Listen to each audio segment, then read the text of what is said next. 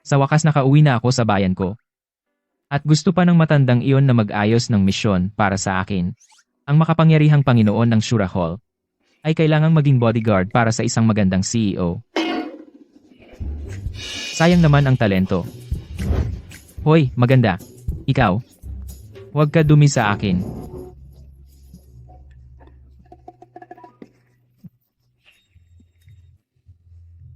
Lasing ka. Buti nga pinaakyat kita, tapos dinumihan mo ako ng suka mo. Sabihin mo, anong ginawa ko para dito? Nasaan ang damit ko? Hinubad ko. Ikaw? Nadumihan mo ang mga damit natin sa suka mo. Pero huwag kang mag-alala, nakapikit ako buong oras. Buti naman, walang nangyari. Paumanhin. Ang nunal sa likod ko, hindi mo rin nakita? Hindi ba nasa dibdib mo ang nunal mo? Pervert. Kung okay ka na, aalis na ako. Bastardo. Ang CEO ng grupo ng Jaluo, Liu Ruoxi, ay talagang isang napakagandang babae. Hindi nagpalabis ang matanda.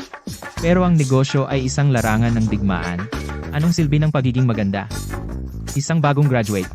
Kaya ba niyang suportahan ang ganito kalaking grupo ng gaano katagal? Ruoxi, ngayon, isang Ji Xiao ay darating sa grupo.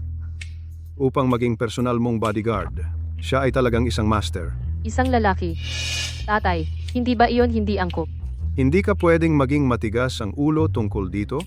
Ang pananaliksik sa energy conversion ay nagkaroon ng breakthrough. Ngayon, sino ang nakakaalam kung ilang tao ang nagnanasa sa Jaluo? Si. Isang master. Ano kaya ang itsura niya? Paano magkakaroon ng napakabata na master? G. Xiao. Sa tingin ko hindi ko kailangan ng anumang espesyal na proteksyon. Walang problema. Basta pumayag ang tatay mo, aalis na ako agad. Okay. Sandali lang.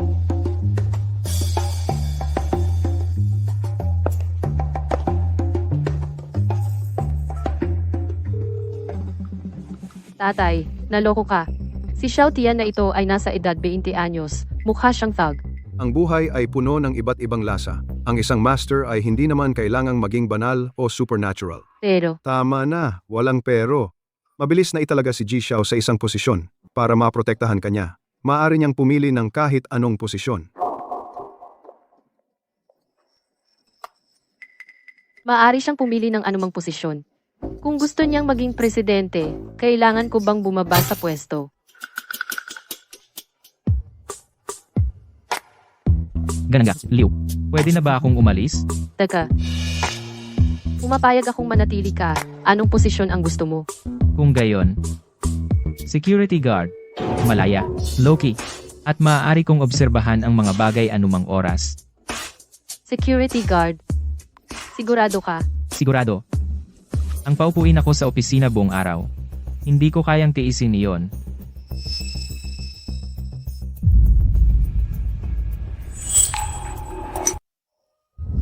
Anong ginagawa mo? Huwag kang magulo. Hihiram lang ng pen holder mo.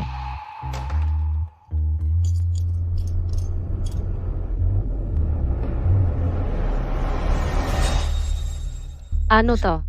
Isang microbog. Opisina ko. Paano ito napunta rito? Sino bang nagalit sa iyo?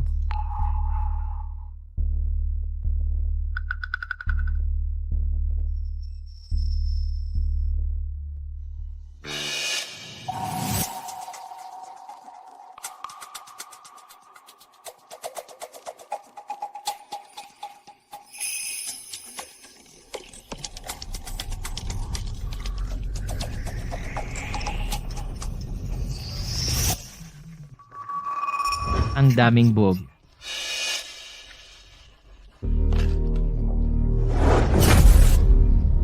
Palagi pala akong sinusubaybayan. Paano mo nalaman na sa mga lugar na ito pwedeng magtago ng mga bug? Dati, nagtrabaho ako sa isang kumpanya ng seguridad sa ibang bansa ng ilang panahon. Pasok.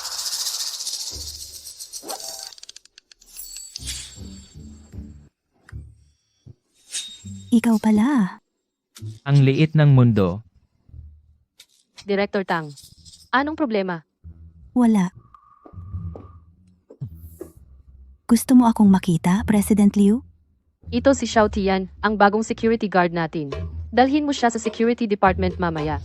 Xiao Tian, si Tang Yun ang HR director ng Jaluo at marketing director. Siya ang magpapakita sa iyo. Security guard lang? Bakit personal pang inayos ni President Liu iyan? Baka naman, may koneksyon ang taong ito? Wala na, hindi mahalaga. Ako ang bahala kay Xiao Tian. Makakatikim ka. Direktor Tang. Mukhang. Talagang nakatadhana tayong magkita. Oo, talagang nakatadhana. Ito ay problema. May sama siya ng loob sa akin.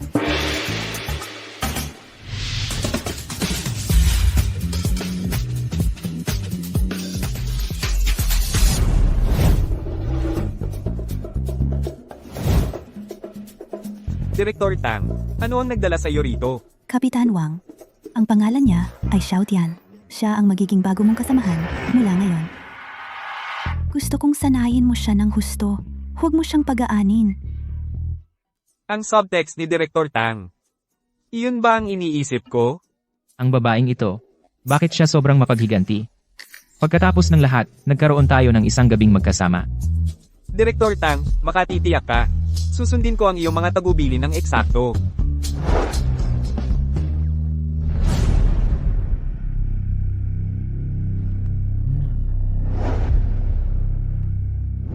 Bata, wala akong sama ng loob sa iyo. Ngunit dahil nag-utos si Direktor Tang, wala akong pagpipilian. Kaya, magtatakda ako ng maliit na laro para sa iyo kung makapasa ka. Camille, tanggapin ka bilang isa sa amin. Ano sa tingin mo? Diretso ka, sinasabi mo ang iyong iniisip, may lakas ka ng loob. Siye.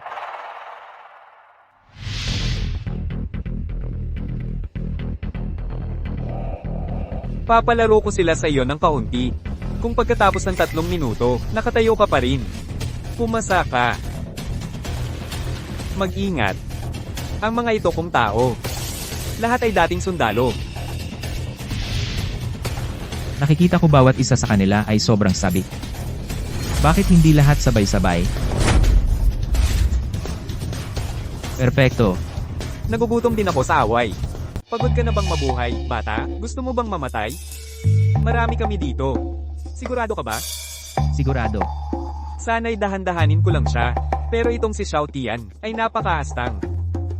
Amo, hindi niya alam kung ano ang mabuti para sa kanya. Turuan muna natin siya ng leksyon. Ayos.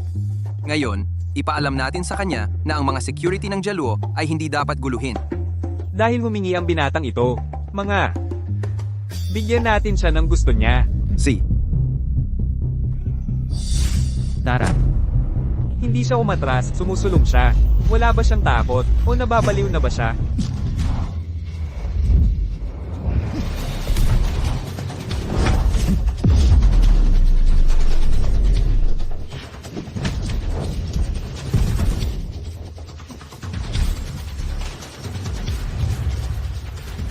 Ang galaw niya ay makinis, masaya panoorin. Nakakatakot na kakayahang lumaban. Tao pa ba siya? Magkakapatid na tayo. Tawagin ninyo siyang Kuya Xiao. Kuya Xiao. Mas matanda kayo sa akin. Parang matanda na ako. Binata. Paano mo nagalit si Director Tang? Siya ay karaniwang walang kinikilingan. Hindi siya nagtatarget ng kahit sino. Hindi ba ang iyong nunal ay nasa dibdib mo? Manya, Ewan. Mga babae, di ba? Minsan sa isang buwan, may mga araw sila. yung lalaki jerks siya, aminin ko. Pero nabugbog siya. Responsible pa rin ako sa kanya. At saka dinala siya ni Mr. Liu. Puntahan ko siya para tingnan kung siya ay nasaktan. Hindi naman ako nagmamalasakit.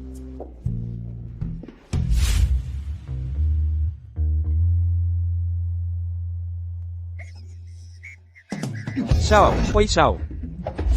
Anong pakiramdam, Xiao?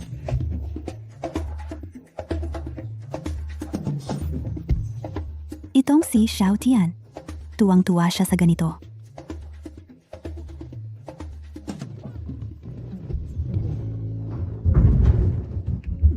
Director Tang, anong ginagawa mo ulit dito? Tingnan nyo kayo. Nagkagulo-gulo kayo. Ganyan ba kayo palagi? Ang security department ninyo ay nangangailangan ng disiplina. Huwag kayong gumawa ng gulo ng walang dahilan. Kung may problema kayo, sa akin na lang.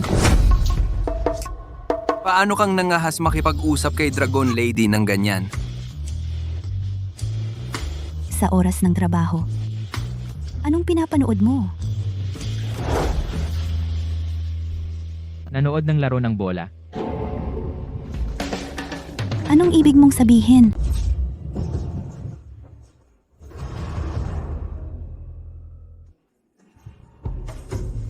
Sabi ko sa'yo, nanonood talaga ako ng laro. Bakit ka masyadong excited? Ay, iyan pala ang bola na pinapanood mo. Nakakahiya. Hindi ko siya pwedeng malaman na may mali akong naunawaan. Sino ang nagpagalit sa ating Director Tang?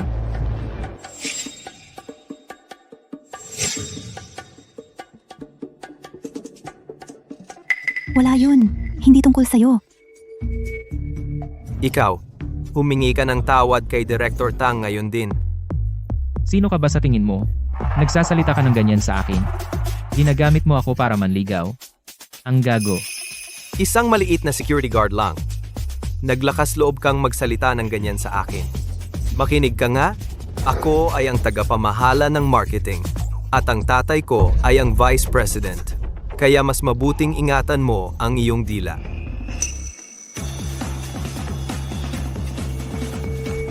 Marketing Director. Kaya ikaw pala ay isang tao. Hindi ikaw. Ang lakas ng loob mo. Sinuntok mo lang siya. Medyo tuwiran. Sayang. Tapang na walang estratehiya. Ikaw, ang lakas ng loob mo? Kahit si President Liu ay kailangang magbigay ng paggalang sa tatay ni tagapamahala Guo. Sinuntok mo ako? Masyado ka nang lumayo. Sibakin ka! Talagang malas si Xiao. Ilang oras pa lang siya sa trabaho. At ngayon tinatanggal na siya. Si Guopeng at ang anak niya ay may malaking impluensya sa kumpanya. Kung magtutulungan sila para pilitin, hindi nabanggitin si President Liu. Kahit ang matandang chairman ay walang magagawa. Parang dahil ito sa akin. Hindi ko pwedeng mawalan ng trabaho si Xiao Tian. Ako. Tagapamahala Guo, si Xiao Tian ay masyadong impulsive. Papapasukin ko siyang humingi ng tawad sa iyo. Tigilan na natin ito. Ang babaeng ito ay talagang mabait. Humingi ng tawad? Hindi pwede. Kailangan niyang lumayas ngayon din. Tagapamahala Guo, kanina lang, ikaw ang unang nanuntok. Maraming nakakita at may CCTV footage. Ayon sa mga patakaran ng kumpanya, ang responsibilidad mo ay mas malaki kaysa kay Xiao Tian. Kung siya ay matanggal, ano naman ang tungkol sa iyo? Tama, maari akong tumestigo. Si tagapamahala Guo ang unang sumuntok. Maaari rin akong tumstigo. Si tagapamahala Guo ang unang sumuntok. Sa napakaikling panahon, paanong sunod-sunod, sila ay naging matalik na kaibigan ni Xiao Tian. Itong lalaki, paano niya napapasunod ang puso ng mga tao? Hintayin niyo lang. Ikaw ay sobra pa ring impulsive. Hindi ka titigilan ni Guopeng at ng anak niya. Director Tang, nag-aalala ka ba para sa akin? Nag-aalala para sa iyo? Ako, wala akong pakialam sa iyo.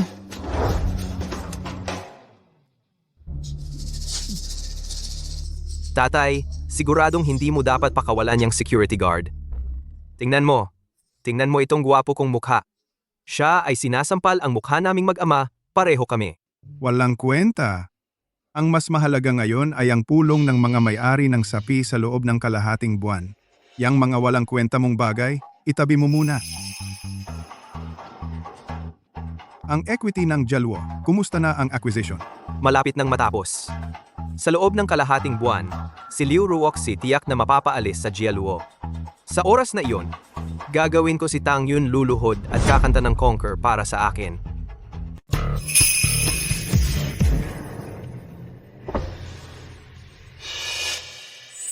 Sumakay ka.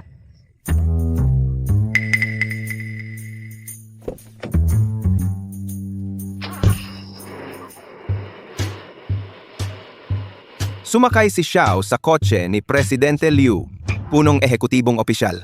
Nahulog ang loob sa isang security guard. Pinakamalaking balita sa Jiangcheng. Si Presidente Liu ay ang Pinakamagandang babae sa Jiangcheng. maraming anak ng mayayamang pamilya ang humahabol sa kanya. Xiao, ang galing mo talaga! Nandito na si Ginoong Xiao. Tuloy po kayo. Tay, bakit ka sumisip-sip sa kanya? Chairman Liu, sobra naman kayong mabait. Tawagin niyo na lang akong Xiao Tian. Ginoong Xiao, napakagwapo ninyo. Magkasing edad lang kayo ni Ruoxi. Mula ngayon, tawagin mo akong Tio Liu. Halika, hindi ko alam kung ano ang gusto mong kainin. Hindi pa kami nag-order. Tingnan mo. Wala akong bawal na pagkain. Kayo na lang pumili. See. Waiter, dalhin niyo ang inyong mga specialty. Tig-isa. Opo. Nakita mo? Sabi mo hindi kailangan ng proteksyon ni Xiao Tian. Tingnan mo ito. Isang araw pa lang si Xiao dito, naalis na niya ang isang malaking panganib sa seguridad. Bakit hindi mo i-toast si Ginoong Xiao? Hindi na, Tio Liu. Ilang bublang naman. Dahil nangako ako na poprotektahan si Presidente Liu, ito lang ang bahagi ng trabaho ko. Gayunpaman, hindi ako sigurado kung ang ibang lugar bukod sa opisina ay may nakatagong bug. Tama. Pagkatapos ng hapunan, pupunta tayo sa bahay ni Ruoxi para tingnan. Hindi. Paanong papapasukin mo ang isang estranghero sa bahay ko? May OCD ako. Ano namang masama doon? Kailangan din naman lumipat si Xiao Tian sa bahay mo mamaya. Hindi ako sang-ayon. Hindi magkasamang nakatira. Paano kanya mapoprotektahan? Na bug ang opisina mo. Mas delikado pa ito. Pero, Dalawang pagpipilian. O bumaba ka bilang CEO ng Jalwo Group o tanggapin si Xiao Tian na nakatira dito. Tay, alam mong ambisyoso ako. Hindi ko kayang bitawan ang Jaluo. Sundin mo ang sinasabi ko. Dead. Si, Xiao Tian, ipagkakatiwala ko si Ruoxi sa iyo. Parang kakaiba yan. Naunawaan ko, Tito Liu. Pero hindi mo pa sinabi sa akin kung anong problema talaga ni CEO Liu. Mahaba ang kwento. Baka may kinalaman ito sa pananaliksik sa conversion ng enerhiya na itinutulak ni Ruoxi. Sa nakaraang ilang buwan, 3 sa mga bodyguard ni Ruoxi ang misteryosong nawala. Walang bakas, walang bangkay. Kaya wala akong magawa kundi isama ka. Ang pagiging malapit kay Liu Ruoxi ay talagang delikado.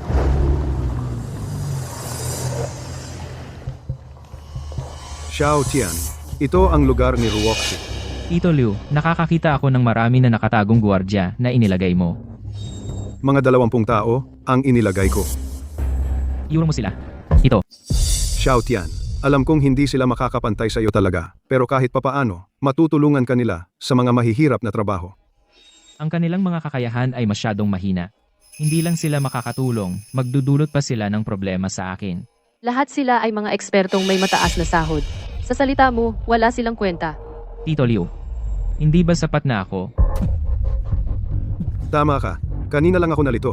Sige, mamaya, ipapakuha ko sila lahat ay paalisin. Masyadong nagtitiwala si tatay sa kanya. Kalimutan mo na, ayaw kong magkaroon ng napakaraming lalaki na nagtatago sa paligid ko. Isang lalaki ay mas mabuti kaysa 20. Sige, gabi na, hindi na ako papasok. Kayo ay mga kabataan. Mag-usap kayo ng mabuti.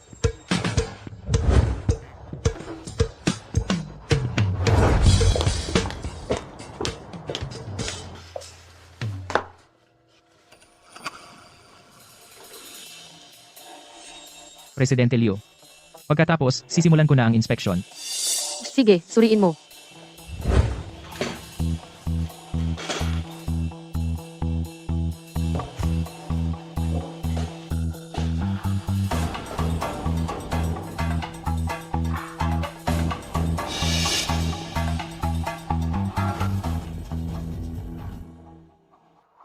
Ang seryoso niyang ekspresyon ay hindi naman pala nakakainis.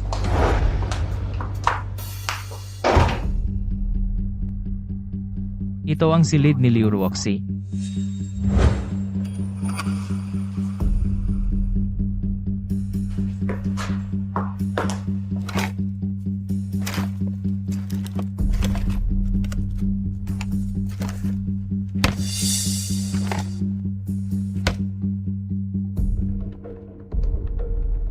Presidente Liu, lahat ay nasuri na. Walang nakatagong mikropono. Huwag mag-alala. Sinuri mo ang aking aparador. Kailangan sa trabaho. Presidente Liu, hindi ko hinawakan ang anumang dapat kong hindi hawakan. Parang maniniwala ako diyan.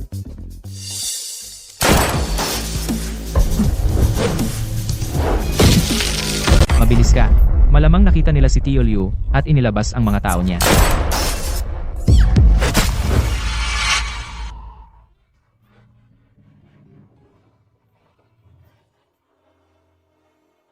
Presidente Liu, pahiram ng iyong hikaw.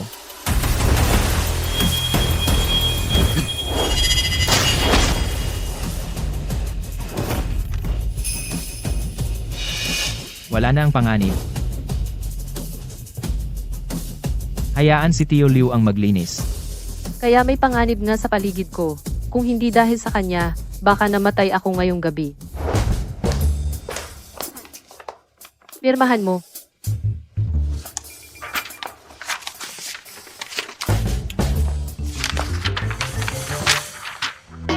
Ang iyong lugar ng aktibidad ay limitado sa pampublikong lugar. Maliban kung emergency, bawal pumasok sa silid ni Liu Ruoxi. Bawal mag-uwi ng bisitang kabaliktaran. Bawal hawakan ng personal na gamit ni Liu Ruoxi. Presidente Liu, espesyal na kaso ba ito ngayong gabi?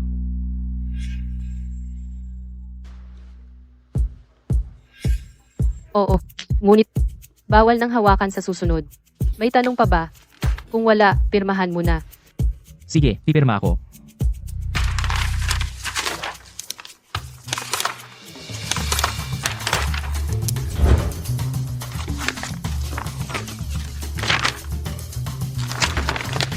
Sige. Maraming bakanting silid. Pumili ka lang at doon ka tumira.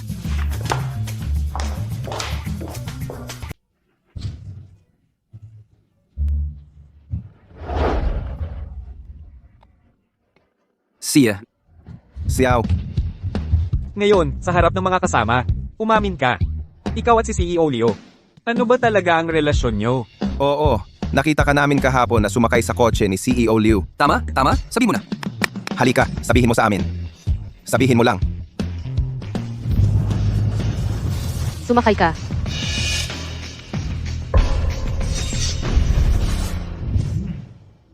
Gusto mo bang malaman? Oo, Hindi ko sasabihin sa'yo. kuripot. Umamin ka na.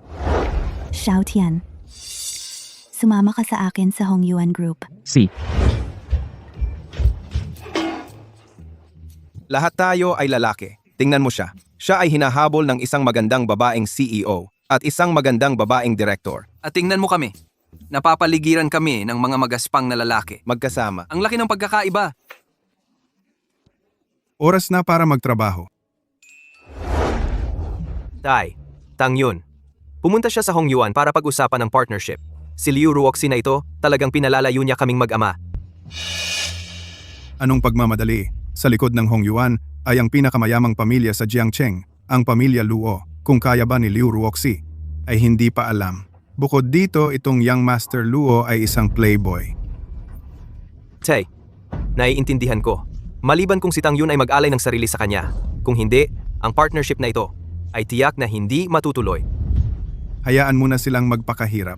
Pagdating ng pagpupulong ng mga may-ari ng sapi, ang buong Jialwo Group ay magiging atin. Tang Yun, magiging akin ka rin sa huli. Pumasok ako at tatalakayin ang pakikipagtulungan kay Luo Xiao. Maghintay ka rito. Director Tang, kontak pang emergency. Itinakda mo sa akin, tama ba? Siyempre, Si. Pasok. kumusta, Ginoong Luo? Ako ay isang direktor mula sa Jialwo Group. Tang Yun, ito ang aming proyekto ng pakikipagtulungan. Mangyaring tingnan. Ang ganda ng mukha, ang ganda ng katawan. Sabi nila, ang Jialwo ay gumagawa ng magaganda. Mukhang hindi lang ito usapan. Ang mga nakakakilala sa akin ay alam. Ang tingin lang sa mga file ay sumasakit ang ulo ko. Okay lang. Maaari ko itong ipaliwanag sa iyo. Director Tang, sa totoo lang, ang Jialwo Group ninyo, kung ikukumpara sa ibang kumpanya, may natatanging mga bentahe pa rin. Anong mga bentahe? ang ibang kumpanya. Walang taong kasing ganda mo. Isang babaeng direktor. J. Luo, kinakatawan ko ang Jaluo Group. Mangyaring magpakita ng respeto. Lagi akong gumagalang sa magagandang babae. Hayaan mo akong maging malinaw sa iyo. Ang Hong Yuan ay hindi kulang sa mga kasosyo. Kung gusto mong piliin kita, kailangan mong magbigay ng isang bagay. Nanaginip ka. Dahil nandito ka, ba't nagmamadali ka? Ginoong Luo, anong ibig mong sabihin? Simple lang. Bawat babaeng gusto kong makuha, hindi kailanman makakatakas mula sa aking pagkakahawak. Direktor Tang, sa tingin ko, dapat kang maging praktikal. Kung magiging maayos ka lang, kaya kong makipagtulungan sa iyong kumpanya. Ganyang maruming deal ang aming Jaluo Group ay tatanggi na lang. Director Tang, ang emergency contact ikaw ang naglagay sa akin, hindi ba? Siyempre, baka si Xiao Tian ay nakaalam na nito. Talagang hinahanap mo ito. Bitawan mo ako. Pakawalan mo ako. Binabalaan kita. Lumayo ka.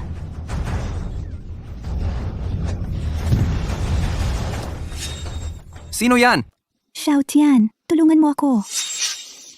Iligtas ka? Siya? Kunin siya.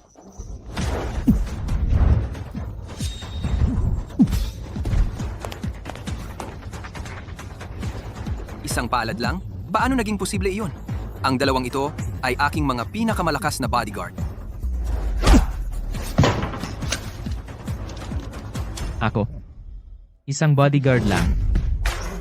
Si Jialwo ay may itinago pala napakalakas na bodyguard. Naglakas loob kang sirain ang plano ko? Alam mo ba kung sino ang tatay ko? Sige, pakinggan natin.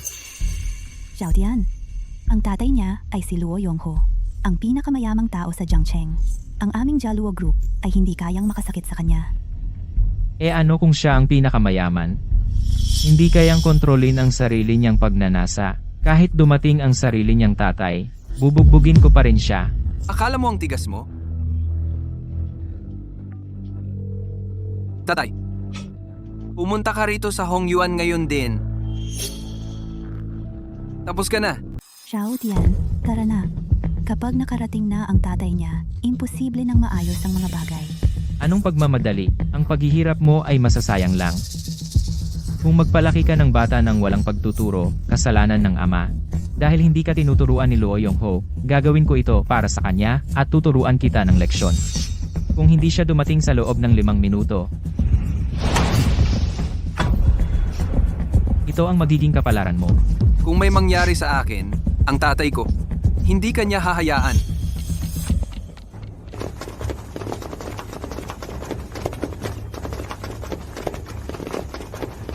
Sino ang may tapang na humawak sa anak ko?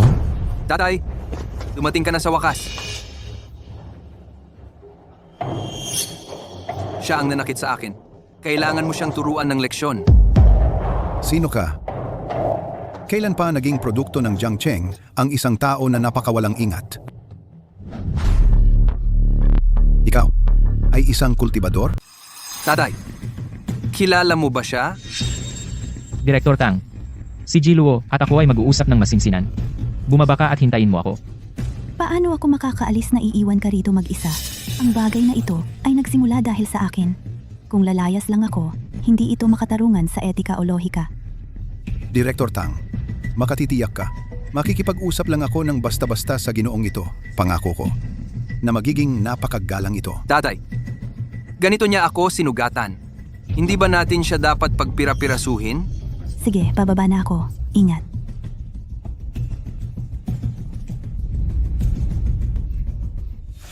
Tagapagligtas, Tatay, nagsingal ka na ba?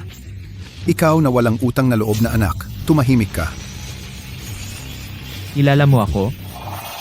3 taon na ang nakalipas. Nag-abroad ako para sa negosyo at nakidnap. Ikaw ang nagligtas sa akin. Dahil nagkita na tayo noon. Paano ko matitiis na hayaan kang mabuhay ng higit sa iyong anak? Lahat ay dahil sa anak kong ito na walang galang, kumikilos ng walang batas. Paano ko magagawang abalahin ka, tagapagligtas, na kumilos? Makatitiyak ka, paparusahan ko siya ng mahigpit. Sige, kailangan ko nang umalis. Tumayo ka. Tagapagligtas? Dahil ikaw ay dumating sa River City, mula ngayon, kung kailangan mo ng anuman, utusan mo lang ako. Nag-undercover ka rito. Maaring, ang Dark World ay nasa problema? Hindi, wala. Pigilan mo na ang pagtawag sa akin ng tagapagligtas. Ang apelido ko ay Xiao. Sa ngayon, nagtatrabaho ako bilang security guard sa Jaluo Group. Tungkol sa iba, dapat mong malaman kung ano ang gagawin. Naiintindihan ko. G, Xiao, hayaan mo akong ihatid ka. Hindi na kailangan.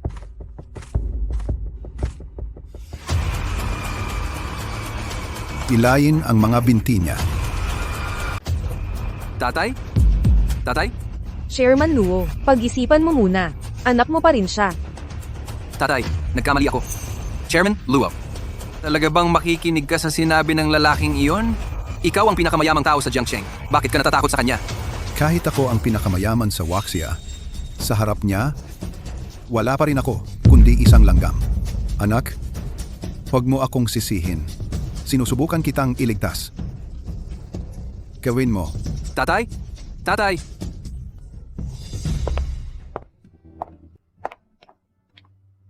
Xiao Tian.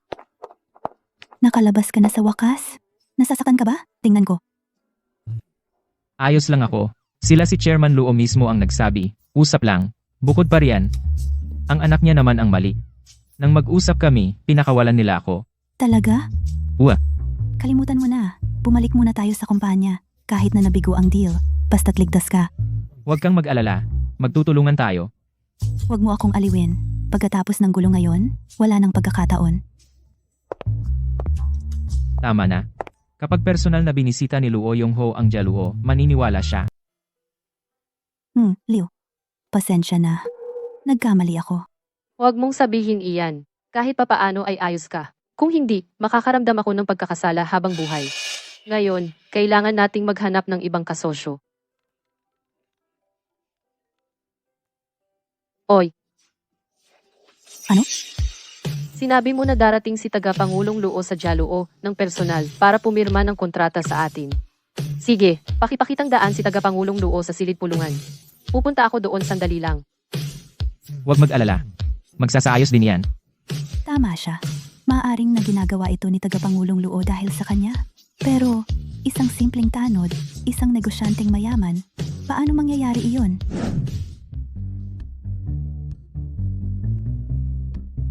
Tagapangulong Luo, ito ang aming grupo ng Jaluo, na panukalang plano ng kooperasyon.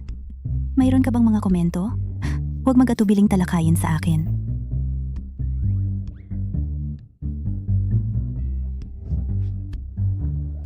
Sa hinaharap, sana si Pangulong Liu ang mag-aalaga ng mabuti sa korporasyon ng Luo. Tagapangulong Luo, pinalalaki mo ako. Ang Jaluo ay isang maliit na kumpanya lamang. Pangulong Liu, masyado kang mahinhin. Dahil nandyan ang taong iyon, Jaluo tiyak na aangat na parang dragon. Ang hinaharap nito ay hindi masukat.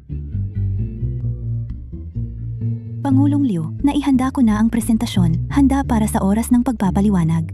At ngayon, napirmahan na? Kung hindi si Tagapangulong Luo mismo, akala ko ay panloloko. Ang tinutukoy ni Tagapangulong Luo, maaaring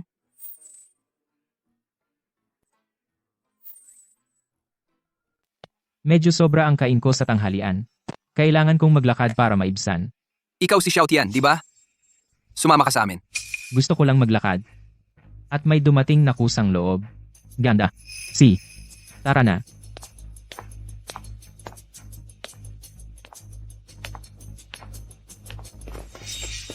Mga pare, sa tingin ko, hindi ko kayo kilala. Kung kilala nyo kami o hindi, hindi mahalaga. Kami lang ay binabayaran para gawin ang trabaho, kumita, tapusin. Naiintindihan ko. Si Guopeng yan, di ba? Hindi kaya ni Luo Shu na maghiganti sa akin. Sa lahat sa River City na may galit sa akin. Si Guopeng na lang ang natitira. Sino ka? Hindi mo na kailangang malaman. Ang kailangan mo lang malaman ay na ngayon ay magbabayad ka para sa iyong mga sinabi at ginawa. Atake!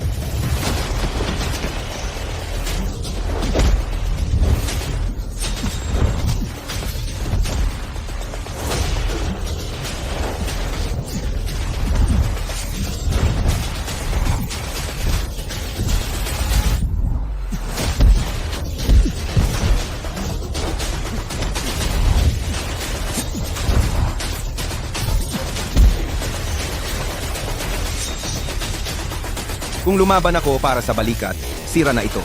Paano kung ulo? Hindi ba iyon magiging? Ikaw, Sino ka ba talaga? wala kang karapatang malaman, susunod na pagkakataon, hindi na ito magiging ganito kamura. Pagkatapos ng aking lakad, balik sa Jialwo. Oy, nasira ang trabaho. Matigas ang lalaking iyon. Ano? Nabigo. Mr. Lai, iilan lang ba ang ipinadala mo, 2 o 3 maliliit na tauhan? Gumastos ako ng buong 1 milyon. Ipinadala ko ang lahat ng aking magagaling na tauhan. Ipinadala ko pa ang isa sa aking 4 na tagapangalaga. Paano nangyari iyon? Mr. Lai, ang iyong 4 na tagapangalaga, bawat isa ay walang awa at mabagsik. Tama na ang usapan. Lahat ng aking tauhan ay sugatan. 2 milyon para sa gastusing medikal. Kung hindi, hindi pa ito tapos sa pagitan natin. Sige, Mr. Lai. Ngunit ang ipinangako mo sa akin, kailangan mo pa ring tuparin. Masyadong matigas ang taong ito. Para matapos ito, magdagdag ng isa pang 10 milyon. 10 milyon napakamahal. Pagkatapos ng pulong ng mga shareholder, magkakaroon ako ng bilyon. Pabayaan na ang 10 milyon. Magbabayad ako. Sang-ayon. Sa loob ng 3 araw, bibigyan kita ng isang tiyak na sagot. Xiao Tian. Pababayaan kitang tumakbo ng ligaw sa loob ng 3 araw. Mr. Xiao, salamat sa karangalan ng pagkikita natin. Nasira ko na ang 2 binti ng batang iyon. Susunod, uwi siya para pag-isipan ang kanyang mga pagkakamali. Hindi siya lilitaw sa Jiangcheng para abalahin ka. Sige, umupo ka. Wala na yon. Mr. Xiao, gusto kong mag-ulat na personal akong pumunta sa Jialuo Group at pumirma ng kontrata. Mga bagay sa negosyo. Kayo na ang bahala. Wah. Maaari ko bang itanong, mayroon ka bang anumang espesyal na relasyon sa Jialuo Group? Narinig ko may lihim na bumibili ng mga bahagi ng Jialuo sa iba't ibang mga institusyong pamumuhunan.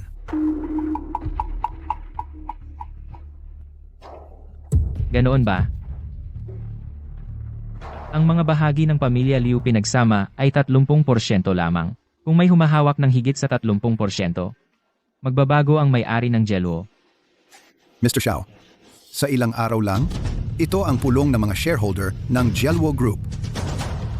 Sa tingin ko, tiyak na pipiliin ng taong iyon ang araw na iyon upang harapin ng ama at anak na babae na Liu. Malamang, ang ama at anak na Guo ang gagalaw. Ngunit ang ama at anak na Guo ay hindi posibleng magkaroon ng ganoong kalaking kapital. Sa likod nila, tiyak na may ibang tao. Ang mga institusyong bumibili ng stock ng Jialuo. Alam mo ba kung alin? Mr. Xiao, nalaman ko na. Pangunahing itong 5. Maalalahanin mo iyan. Tatandaan ko ito. Masyado kang mabait, Mr. Xiao. Walang anuman. Tingnan natin hanggang dulo. Dahil gusto ng matanda na ako protektahan si Liu Ruoxi, tutulungan ko siya. Mr. Zhu, hindi ka uuwi. Maluwag ang oras mo, ha? Ikaw, paano ka nakapasok? Mr. Zhu. Natatakot ka sa pagkabagsak. Ang mga malalaswang litratong ito, nasa computer ko lang.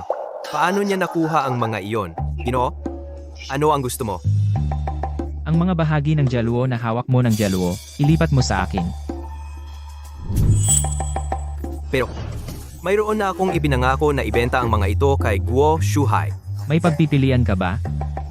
Gagawin ko ang lahat ng sasabihin mo.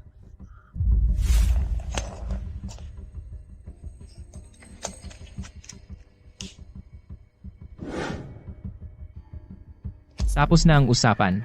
Mayroong bayad na darating sa account ng kumpanya mo, pero sa tingin ko, nandiyan na dapat ito.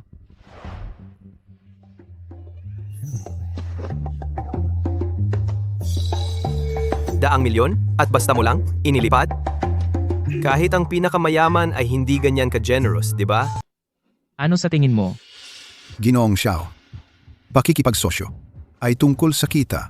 Bigyan mo ako ng dahilan. Bakit kita pipiliin kaysa kay Guo Shuhai na nag-alok ng mas mataas na presyo sa halip na ikaw? Si Ginoong Zhang ay nagsimula sa wala. Narinig ko na labis mong hinahangaan si Ginoong Daomang. Maaari ko siyang ipakilala sa iyo. Binata, huwag kang magbiro. Si Ginoong Daomang ay isang alamat sa mundo ng pamumuhunan. Ang kanyang kahangahangang pagbabalik ng puhunan ay labis na hinahangaan ng mga tagaloob.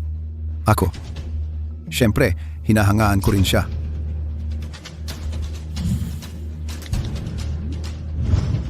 Kumusta? Daw? Ginoong Daomang. Ginoong Daomang. Paalam. Ginoong Xiao. Maraming salamat sa paggawa ng pagpapakilala. Ang mga bahagi ng Jialuo Group, maaari ko ilipat ang mga ito sa iyo ng libre upang ipakita ang aking pasasalamat. Ibenta mo na lang sa akin sa presyo ng merkado. Si, Ginoong Xiao, talagang diretsahan ka.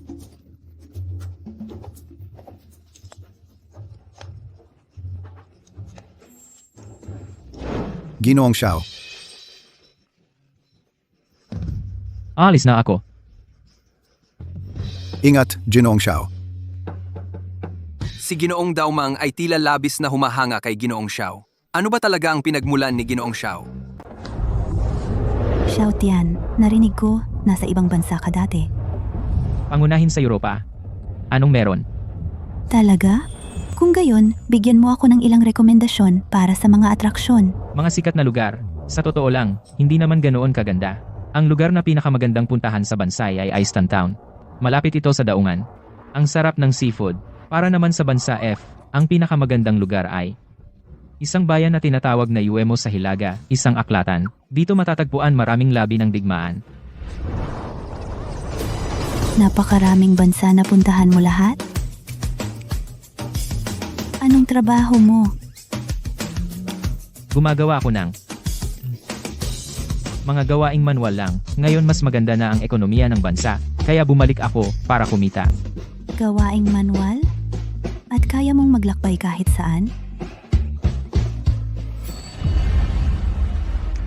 Direktor Tang, dumukot sa handrail, pantayan mo ang sarili mo. Ano?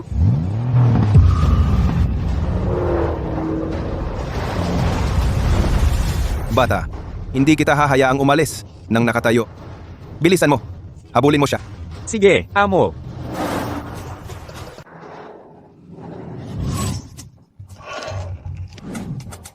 Bakit bigla kang bumilis ng drive?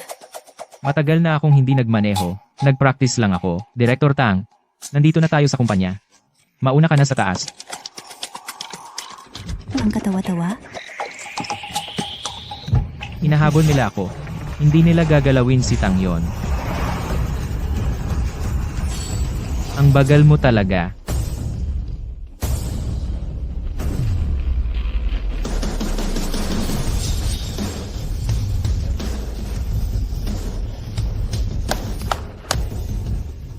Parang sinabi ko sa'yo last time, wala kang pinakinggan. Bata, last time, naging pabaya ako, Gito. Ngayon, andito na lahat ng 4 kong tagapagbantay. Hindi ako naniniwalang makakatakas ka ng walang galos ngayon.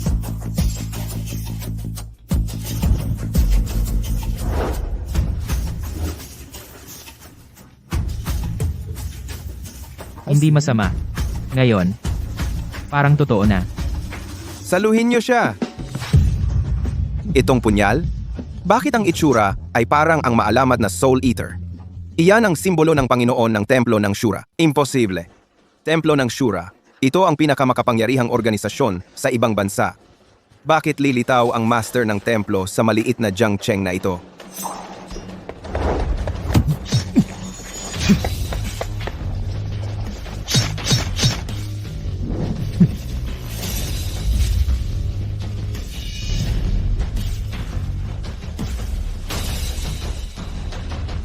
Naputol ang kanyang mga litid at ligaments.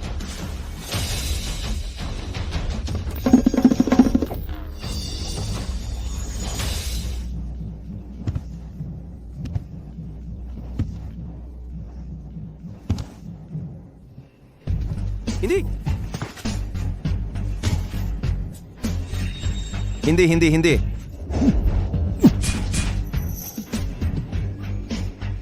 Halimaw.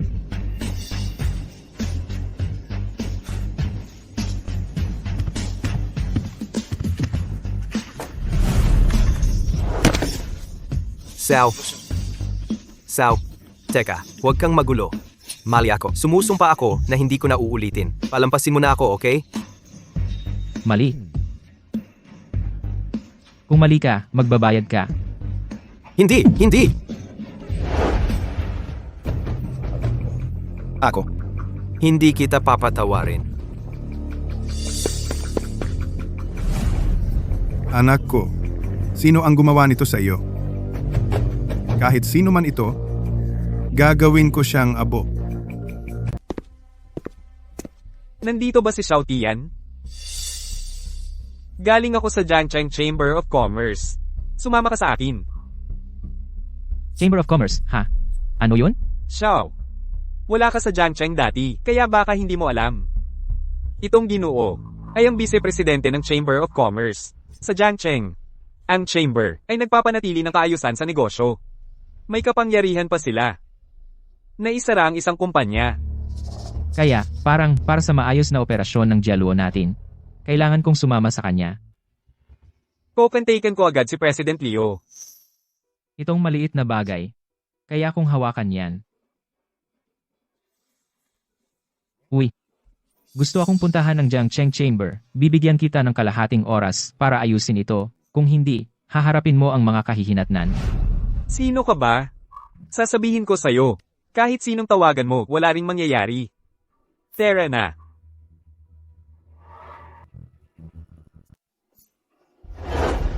Labinlimang minuto na lang. May gusto ka bang itanong? Magtanong ka ng mabilis. Tigilan mo na ang mga laro dito. Kapag pumasok ka dito, walang sino man ang nakalabas, ng buo at walang sugat. Ang abot ni Go Shuhai ay malayo, ha? Magkano ang suhol nila sa iyo? Mga gwardya.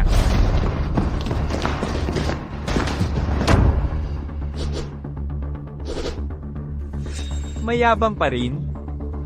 Mamaya, makikita ko kung matapang ka pa.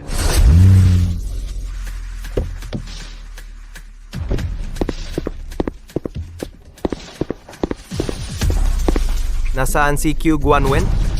Pumasok at diretsong nagtanong sa presidente. Matapang na tono. Yan ay sasakyan mula sa Tianhai War Zone. Major General Han, kakatanggap ko lang ng utos. Ganap akong makikipagtulungan sa iyo. Tatanungin kita, ang inyong kamara ng kalakalan, kinuha ba ninyo ang isang Mr. Xiao? Oo, totoo iyan. Nasaan siya? Ituro mo ang daan. Dito, pakiusap. Nasa oras ka talaga. Ang tapang mo. Pumapasok ka ng walang paalam sa Chamber of Commerce? Bulag ba kayo? Bigyang daan si General Han. Presidente,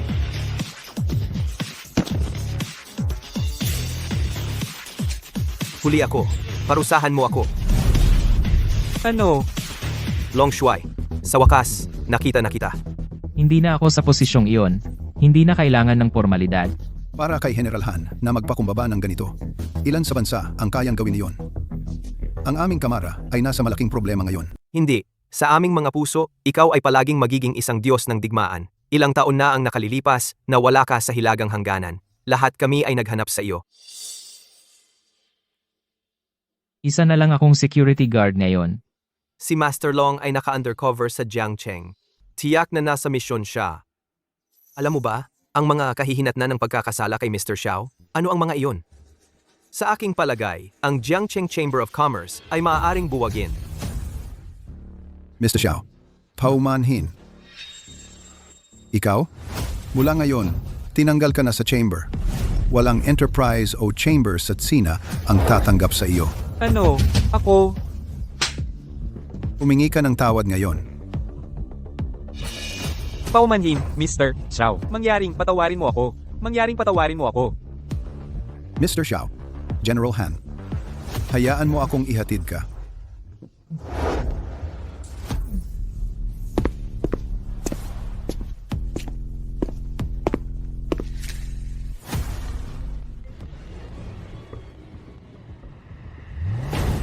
Vice President? Ang batang iyon, kumalma na ba siya? Guo Shuhai, sinira mo ako. Hayaan mong sabihin ko sa'yo. Nasaktan mo, isang malaking tao sa antas na ito. Ikaw at ang iyong anak. Good luck sa inyo.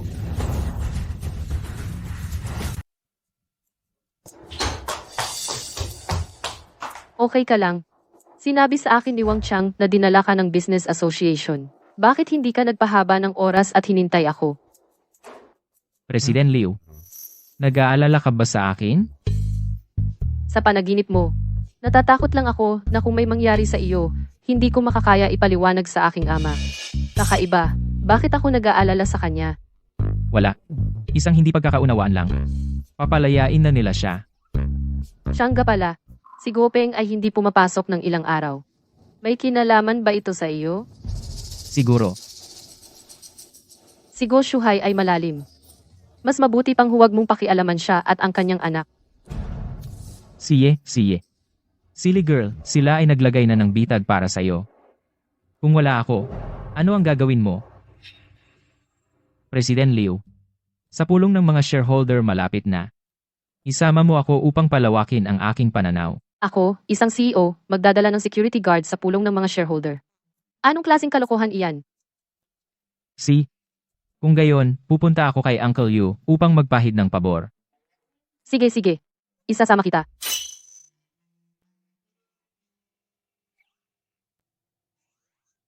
Binabalaan kita, umasta ka ng maayos sa pulong.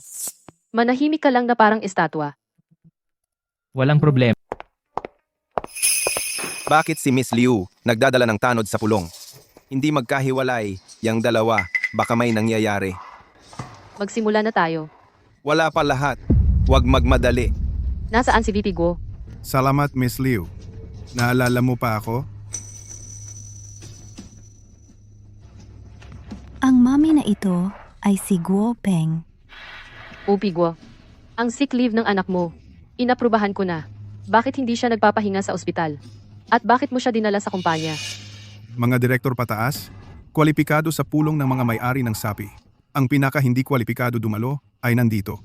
Bakit hindi makakapunta ang anak ko? Ako ba ang tinutukoy mo? Security guard lang ako. Narito para protektahan si President Liu. Para pigilan ang mga masuwaing aso na kumagat kay President Liu, ikaw. Dahil nandito ka na. Vice President Guo, umupo ka. Tanga ka. Kaya, ang pagpupulong ng mga shareholder ng Jialuo ay nagsisimula na ngayon.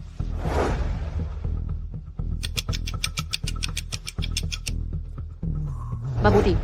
Dahil lahat ay walang mungkahi, tapusin na natin ang pulong ngayong araw. Sandali, Sa wakas hindi na napigilan. dahil sa mga nakaraang pagkakamali ni Liu Ruoxi, iminumungkahi ko na tayo bumoto para magpasiya. Kung ang mag-amang Liu ay dapat magpatuloy na maglingkod bilang President at Chairman. Vice President Guo, ang aking ama at ako ang mayoryang shareholder. Gusto mong maging president, hindi ba sa tingin mo ay medyo maaga pa? President Liu, hindi mo alam. Si Vice President Yuan at ako ay may hawak na shares na umaabot sa 30%. Pantay tayo. Kung hindi dahil sa dalawang institusyon na umatras sa huling sandali, sana ay nagawa nating direktang tanggalin ang mag-amang Liu ngayon. Sa kabutihang palad, ang mga umatras, sina President Zhang at President Zhu ay nangako na lubos akong susuportahan ngayon. Binibigyan kanya ng 1 pulgada, ikaw ay kumukuha ng 1 milya. Anong ibig mong sabihin? Ini-impeach ka niya. Bakit hindi mo na lang siya impeach? Tama si Xiao Tian. Dahil wala ng paraan, mas mabuti ng manindigan. Kung hindi, si Guo na ama at anak iisipin na ako'y mahina. Lahat, mayroon din akong bagong panukala. Sa mga nakaraang taon, ikaw at si Guo Peng ay maraming beses nang tumanggap ng kickback. Ang departamentong pinamumunuan mo ay hindi maganda ang pagganap. Ang iyong mga miyembro ng kuponan ay labis na pabaya. Iminumungkahi ko na alisin sina Go Shuhai at Guo Peng. Mabuti. Bravo. Pagkatapos, hayaan nating lahat bumoto tungkol dito. Ngayon, mananatili man tayo o aalis tayo. Ang mga pabor na alisin si Presidente Liu, itaas ang inyong kamay.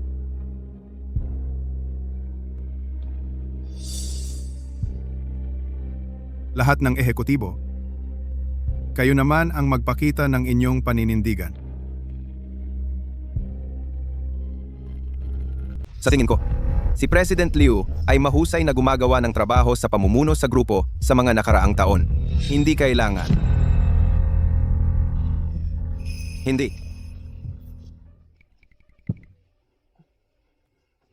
Papatayin kita! Papatayin kita! Papatayin kita! Papatayin kita! Papatayin kita! Oy, tagapamahalag Guo, ano ang problema? Hindi naman siya nag-seizure, di ba?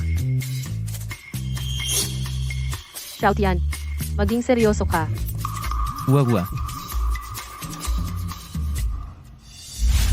Ang aming organisasyon ay may tiwala sa kakayahan ni President Liu. Maaaring si Liu Ruoxi ay nanuhol sa mga organisasyong ito ng maaga.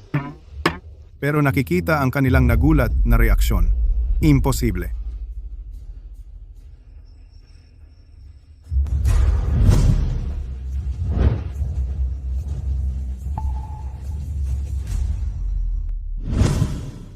Sumasang-ayon din ako.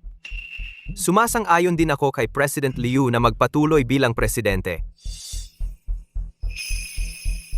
Ano ba yan? Ang tatlong nagpahayag ng kanilang paninindigan, lahat ay sumusuporta kay Liu Ruoxi. Guo Shuhai. Ngayon yung mga sumusuporta kay Liu Ruoxi ay 45% na. Kahit bumoto, para sa atin, ang dalawang natitira, pantay lang kayo sa kanya. Paano nangyari ito? Liu Ruoxi. Biglang may hindi matitinag na posisyon. Hindi pa tapos. Ang dalawang natitira ang may pinakamaraming bahagi. Tama. Kung ang dalawang natitira parehong bumoto para sa atin, tayo. Sa pinakamasama, ang buong sitwasyon babalik sa dati. Simula ngayon, bawat isa ay aasa sa sariling kakayahan at patuloy tayong lumalaban sa dalawang natitirang institusyon. Ang saloobin ni President Zhang ang pinakamahalaga. Siya ay may 20% ng stock ng Jialuo. Boboto rin ako para kay President Liu. Ang ikaapat ay pumanig din kay Liu Ruoxi. Yung hindi nakakaalam-akalay ang gulo ngayon, ay sinimulan ni Liu Ruoxi. Kayong mga tao, may dangal ba kayo? Nangako kayong lahat sa akin dati. At ngayon? Guo Shuhai, aminin mo ang pag-atake ngayong araw ay pinagplanuhan. Vice Presidente Guo, kailan ko kailanman nangako na susuportahan kita. Ang kakayahan ni Presidente Liu ay malinaw sa lahat. Siyempre, sinusuportahan namin si Presidente Liu. Eksakto. Si Presidente Zhang lang ang aasahan ko. Ang huling pag-asa namin. Sa ngalan ng Ding Sheng, buo kong sinusuportahan. Si Presidente Liu Ruoxi. Ginoong Xiao?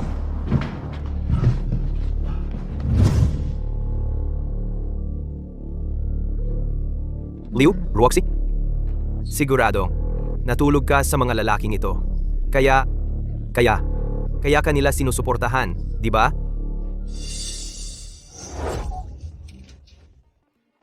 Anak? Ikaw, isang guwardiya. Gusto mong saktan ng anak ko? Guo Shuhai. Bastardo ka. Sinira mo ako. Bakit ang mga shareholder na sinuhulan ni Guo Shuhai lahat ay tumaliwas sa kanya? President Liu. Sa darating na pagpupulong ng mga shareholder, kung impeach ka niya, bakit hindi mo rin siya impeach? Maaaring ang lahat ng ito ay inayos ni Xiao Tian. Hindi. Si Xiao Tian ay talagang magaling. Pero maraming institusyon ang may hawak ng shares na nagkakahalaga ng bilyon-bilyon na yon. Si Xiao Tian, isang bodyguard lang. Paano siya nagkaroon ng ganyang kalaking pera? Lahat. Ipinapahayag ko. Mula ngayon, ang mga shares ng Ding Sheng sa Jialuo Group ay ibebenta sa halagang yuan kay President Liu.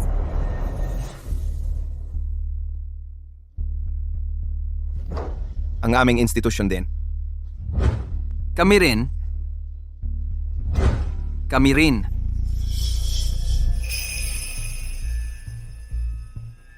President Leo, hindi ba't parang binibigay na lang sila? Ito ay shares na nagkakahalaga ng bilyon. Paano nila?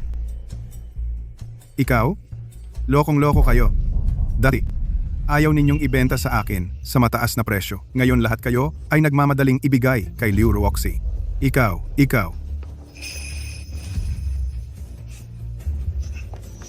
President Liu, President Liu, alam ko mali ako. nabulag ako. Duwag na gago. Magaling, Presidente Liu.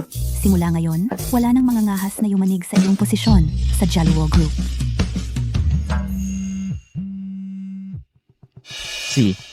Nakuha ko. Ano ang problema? Si Guo Shuhai at Guo Peng ay umalis lang sa Jialuo. At binaril ng isang sniper hanggang mamatay. Ano? Long Shuai, ito ay isang profesional na sniper. Plano naming tanungin ang mag-amang Guo. Para malaman kung sino ang nagpondo ng kanilang pagkuha ng Jialuo. Sila ay walang awa at mabilis.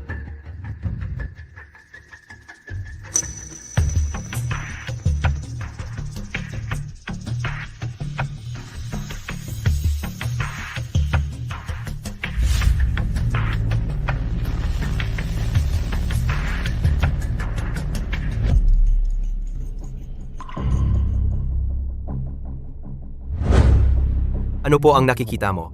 Ang sniper ay malamang nasa hotel sa kabilang kalye, ang gitnang kwarto sa ika-11 palapag. Malamang isang dayuhan. Ang isang eksperto sa forensics ay mangangailangan ng ilang oras, ngunit si Long Shuai ay tumingin lang at naisip ito sa loob ng ilang minuto. Sige, aalis na ako. Ingat, Long Shuai. Ang sniper ay mula sa Shadow World. Imposible. Damhin mo. Yung babaeng yon, nakilala mo na ba dati?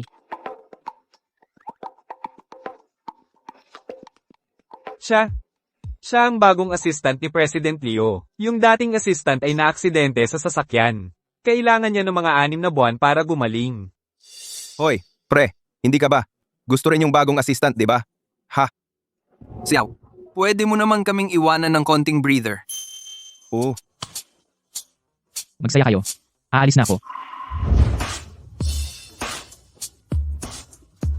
Tara. Hindi naman siguro si Bro Xiao magka-crush sa bagong assistant, ha? Imposible. Yung assistant na yan, kumpara kay Director Tang at President Liu, hindi siya makakapantay. Totoo. Totoo yan. Sige, tuloy lang. Nasanay ka na ba sa trabaho? Salamat sa pagtatanong, President Liu. Mas mabuti na ako pagkatapos ng ilang araw. Sa buong Jaluo Group, iisa lang ang tao na sobrang walang respeto sa mga patakaran. Anong ginagawa mo dito? Ginagawa ko ang aking mga tungkulin bilang security guard, syempre. Ang patrol sa sahig ngayon. Nandito ako. Ito ay, Hayaan mong ipakilala kita. Ito ang bago kong katulong. Hiro. Mukhang nakalimutan ko. Sinabi sa akin ni Xiao Tian dati na kailangan ko siyang ipaalam sa sinumang bagong tao sa paligid ko. so si assistante. Ikinagagala kitang makilala. Kumusta? Sige, may mga gagawin kami. Kung wala ka ng iba, sige, asikasuhin mo na ang iyong mga gawain. Okay, President Liu, sige, kayong dalawa mag-usap. Mag-usap kayo. Mahahabang daliri. Pero may mga kalyo sa ilang lugar. Malamang dahil sa matagal na paggamit ng kutsilyo, may mahinang amoy ng ahas sa kanya. Malamang amoy ng deep sea snake kamandag, ang lason ay nakatago sa kanyang aksesorya sa buhok.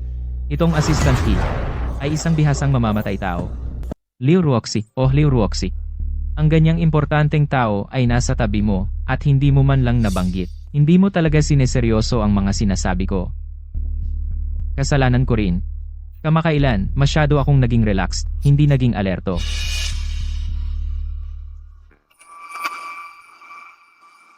Xiao Tian, babalik ka ba? Hindi ganoon kaaga. Oo nga pala. Yingzi, tulungan mo akong bantayan ng isang numero sa buong araw. Mr. Xiao. Mr. Xiao, Ano? Masama ang loob ko ngayon. Hindi ako magpipigil. Kung ayaw mong mamatay, Lumayas ka dito. gaya ng inaasahan, ang ama at anak ng pamilyang Guo ay namatay sa kanyang mga kamay. Bakit hindi pa siya naaresto? Gaano katakot ang kanyang background? Hindi ka pa ba aalis? Hindi mo ba nakikita na nagtatrabaho ako? Lahat ng hindi autorisadong tauhan, umalis agad.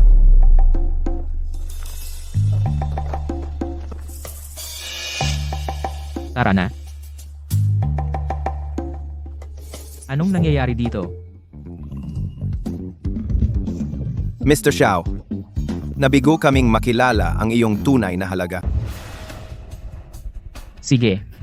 Anong pakulo mo ngayon? Mr. Xiao, sobrang mayabang namin at hindi namin alam ang aming lugar. Ang laki ng puso mo ko, maawa ka sa amin. Ngayon, gusto kong tularan ang mga sinaunang at mag-alay ng mapagpakumbabang paumanhin. Hayaan si Mr. Xiao na makita ang aming katapatan. Ang pagkakaroon ng lokal na siga na magtatrabaho para sa akin ay magpapadali ng mga bagay sa Jiangcheng. Hindi naman imposible, pero may dalawang bagay kang dapat gawin. Sige, sabihin mo lang, Mr. Xiao. Una, ikaw at ang iyong mga tauhan, yung mga madidilim na gawain, ay dapat itigil. Pangalawa, sa ilalim ng aking pamumuno, maaari kitang hayaan na mabuhay o maaari kitang patayin. Iyon lang. Tama. Tumayo ka at magbihis. Anong ugali to?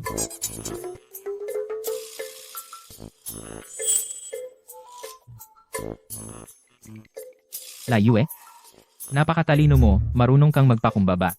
Mas matalino kaysa sa karamihan ng mga tao na nakilala ko sa Jiangcheng. Hindi naman sa matalino ako, kundi nababasa ko ang sitwasyon.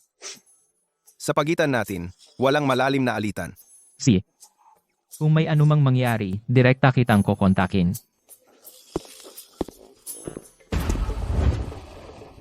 Ako, si Lei Yue, ay nagsugal sa Jiangcheng sa loob ng maraming taon para makating sa kung nasaan ako ngayon.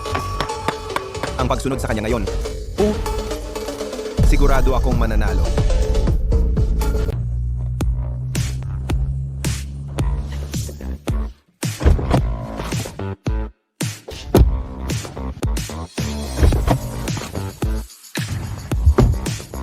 Xiao Tian. Umuwi ka mag-isa ngayon. Pupunta ako sa isang gala para sa kawanggawa. Mula ngayon, kahit saan ka pumunta, susundan kita. Ano bang problema mo? Magkadikit ba tayo? Tawagin ko si Tito Leo. Ginagamit mo ulit ang tatay ko laban sa akin. Isasama kita. Pero sa gala ngayong gabi, andoon ang lahat ng mga importanteng tao. Huwag kang magdulot ng gulo.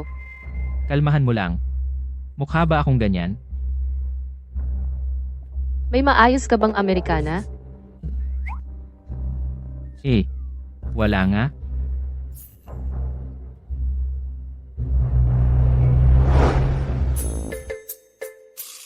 Masyado nang huli para bumili ngayon. Ito ang Amerikana ng tatay ko. Makontento ka na dito. Hindi gaanong komportable kumpara sa uniforme ng bantay.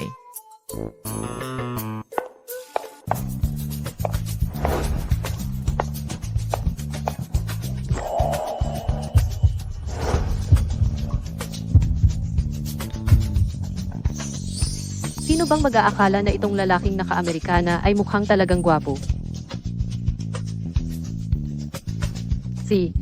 Tara na. Pangulong Liu, matagal na tayong hindi nagkita. Jialuo Grupo ay talagang umaangat ngayon. talagang naiinggit ako sa tagapangulong Liu dahil mayroon siyang napakagaling na anak na babae. Ang anak ko ay naglalaro lang buong araw. Hindi ko alam kung kailan ako makakapagretiro. Nambobola ka. Si Ruoxi ay maswerte lang. Kailangan ko pang matuto ng marami mula sa inyong mga veterano. Masyado kang mapagpakumbaba. Pinanood ka naming lumaki. At tingnan mo ngayon, napakahusay mo. Ang lalaking dinala ni Liu Ruoxi, baka siya ang kanyang nobyo. Hindi ba siya laging mag-isa? Si Senyorito G ay nanliligaw kay Liu Ruoxi sa loob ng 2 taon. Alam iyon ng lahat sa Jiangcheng. Kung makita niya ang lalaking iyon, magkakagulo. Huwag ka nang magsalita. Nandito na si Senyorito G.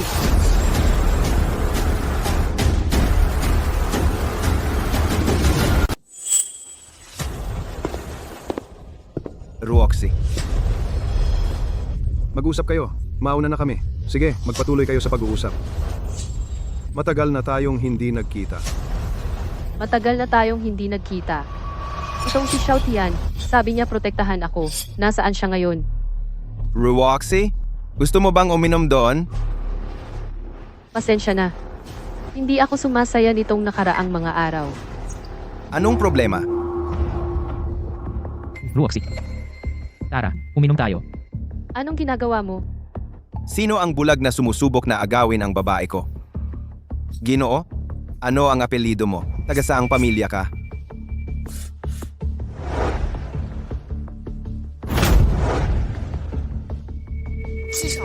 Maging respetuoso ka naman. Ruoxy? Anong ibig mong sabihin? Tatanggihan mo ako at tatanggapin siya? Yeshao, Ang pangangulit ng walang tigil ay napakawalang dignidad.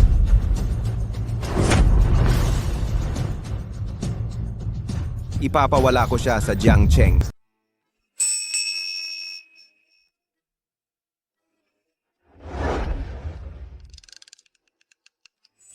Hindi ba tayo magiinom? Gusto mo talagang uminom kasama ako, Presidente Liu? Pero iniligtas kita sa isang mahirap na sitwasyon. Sino ang nag-utos sa'yo? Huwag kalimutan ang iyong lugar. Tama. Isa lang akong bodyguard. Masyado kang pabigla-bigla ngayon. Ang pamilya G ay isa sa 3 pangunahing pamilya sa Jiangcheng. Alam mo ba na ang pag-insulto kay binatang G ay may kahihinatnan? E ano ngayon? Sino ang nagsabi sa kanya na maging mayabang? Hindi ko lang siya matiis. Parang bata.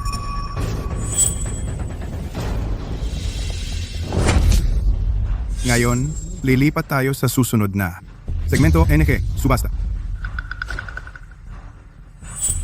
Hindi ko inaasahan na ngayon si Guru Yu ang magho-host ng subasta. Siya ay isang sikat na connoisseur sa Sina. Kilala bilang one-look expert. Kahit anong artepakto, sa isang tingin lang, masasabi niya kung ito ay tunay. Lahat pakitingnan. Ito ang unang item ng subasta ngayon. Gusto naming lalo magpasalamat kay G. Binatang G para sa kanyang donasyon. Guro.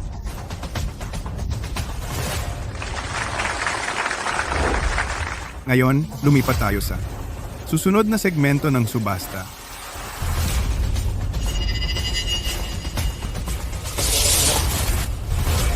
Ang item na ito ay ng isang pintor ng huling dinastiyang Ming na pinangalan ng Guro Wuya, Mountain Journey. Simulang presyo, $80 milyong. Malaking galaw iyan. Sa katunayan, ang tapang na tanging 3 pangunahing pamilya lamang ang kayang gawin. Nakita mo? Kung ikukumpara sa akin, wala ka kundi isang butil ng alikabok. Hindi ka karapat-dapat umupo sa tabi ni Ruoxy. Simula na ang auction ngayon. 85 milyon. Ang ginoong ito ay nagbid ng 85 milyon. May mas mataas pa ba? Ang babaeng yun ay nagbid ng 70 milyon. May mas mataas pa? 70 milyon. 100 milyon. Ang ginoong ito ay nagbid ng 100 milyon. May mas mataas pa? 100 milyon. Isang beses. 100 milyon. 200 milyon. Dap. Si Young Master G ay nagbid ng 200 milyon. May mas mataas pa? 200 milyon. Isang beses. 200 milyon. 2 beses. 200 milyon. 3 beses. Nabenta. Young Master G, idonasyon mo ang item at binili mo ulit. Ito ay isang paraan ng donasyon na nakatago. Eksakto. Ruoxy, alam kong lagi mong gusto ang mga painting ni Master Wuya. Kaya nagpasya akong ibigay sa iyo ang painting na Mountain Walk na binili ko sa auction. Quote,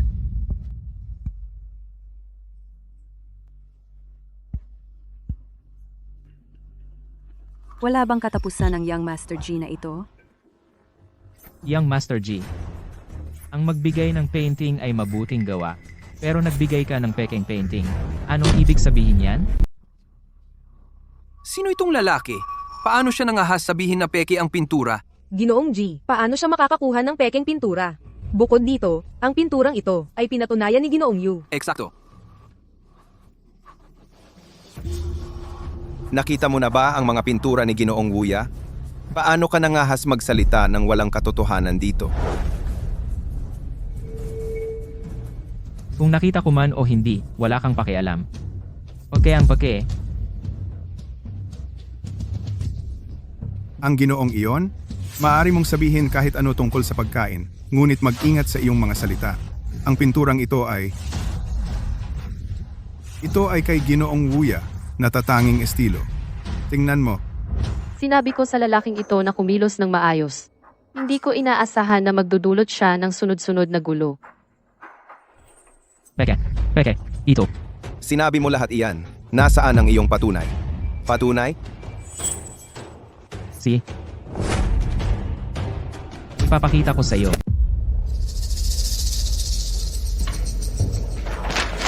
Mag-ingat ka. Kung masira mo ito, kahit ibenta mo ang sarili mo, hindi mo kayang bayaran. Talagang maganda ang pinturang ito. Salamat. Ano ang ginagawa mo? Ang pinturang ito ngayon ay nagkakahalaga ng 200 milyon. May malaking nangyari. Nasa problema tayo. Hindi ko na dapat dinala si Xiao Tian sa piging. Ginoong G, ano ang pagmamadali? Peke lang iyan. Tingnan mo? Sintetikong nylon. Dinastiyang Ming. May nylon ba sila noon? At ito.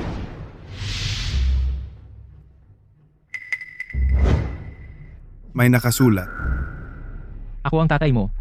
1998. Ito. Ito. Walang katwiran. Nakakagalit. Ang pagtatanghal na maingat kong pinlano ay naging isang katatawanan. Si Xiao Tian, di ba? Maalala mo ako ay ang pinakamalaking karangalan ng iyong buhay. Naku, si Gigi ay makitid ang pag-iisip. Nagtatanim siya ng galit sa bawat maliit na bagay. Si Xiao Tian ngayon ay ganap na nasaktan si Gigi.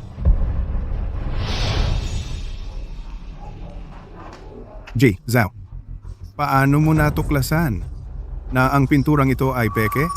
Dahil nasa edad ka na at masipag sa pag-aaral, sasabihin ko sa iyo, Hindi sapat ang mang-insulto kay GJ. Gusto mo ring mang-insulto kay Elder Yu? Pakiusap, sabihin mo sa amin. tingnan mo ang lagda. Kalokohan. Alam ng lahat na si Master Wuya ay hindi pumipirma sa kanyang mga gawa. Siyang Master G ay talagang mangmang at nagpapanggap. Nagpapanggap na dalubhasa. Ikaw, sino ang nagsabi sa iyo na si Master Wuya ay hindi pumipirma?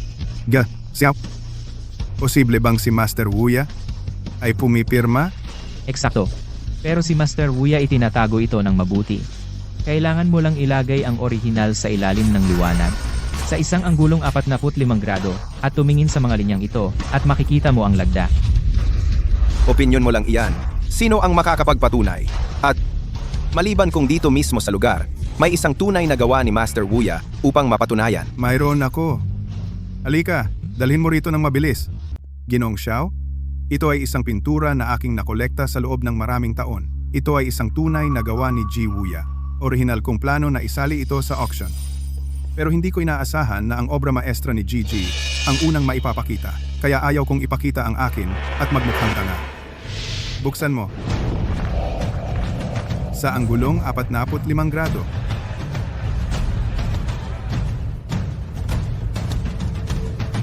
Mas mataas sa kanan. Mas mababa sa kaliwa. Huwag gumalaw. May mga titik. Kaisahan. Ginoong Xiao? Ngayon, pinalawak mo ang pananaw ng matandang ito ng husto. Si Maestro Yu ay nasa tuktok na ng industriya. Pero napakababa mo pa rin. Hinahangaan ko iyon. Nahihiya ako. Talaga, nahihiya ako. Impormasyong tulad nito na kahit si Maestro Yu ay hindi alam Paano niya nalaman? Hindi ko pa narinig ang taong ito sa Jiangcheng dati. Xiao Tian, ang laki ng ginawa mo ngayon. Malamang galit sa'yo si Jijia ngayon. Haharapin natin yan pag dumating. Aayusin natin yan habang darating. Hayaan na lang. Oo nga pala. Bukas, bigyan mo ako ng listahan ng mga mananaliksik. Ibig mong sabihin ang taong nasa likod baka nakapasok na sa lab? Ibibigay ko sa'yo bukas. At saka, dapat mag-ingat ka kay Assistant He. Ano sa kanya? Siya pala ay isang assassin. Assassin? At mataas na antas. Hindi ko sinabi sa'yo dati dahil natatakot ako na pag nalaman mo, baka magkaroon ka ng reaksyon at mapansin niya. Pero pinag-isipan ko ng paulit-ulit. At napagpasyahan na dapat kang maging alerto. Kaya pala ang dating assistant ko ay naglalakad sa sidewalk at nasagasaan pa rin ng kotse. Mukhang sila ang may gawa noon. Huwag kang mag-alala. Magpapanggap akong hindi ko alam. Ang kalmado mo talaga. Kung talagang takot ka, kaya ko ngayon din siyang patayin para sa'yo. Hindi. Ang pagkilos ngayon ay mag-a-alert sa kalaban.